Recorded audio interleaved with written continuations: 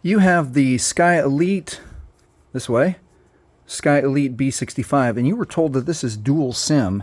But when you opened up the SIM tray, like this, you discovered that there's only room for your SD card and your SIM card. Where does the second SIM card go? And you explored the phone. There's no other tray. The back doesn't come off. So what do? I've got your answer. All right.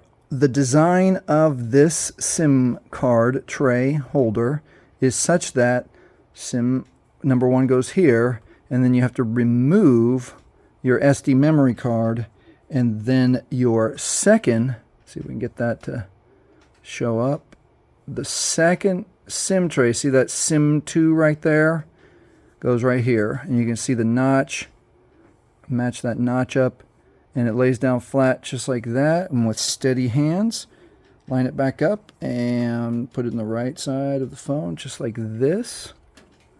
And now your Sky Elite B65 is dual SIM. If this has helped you, please like, please subscribe. Thank you for watching.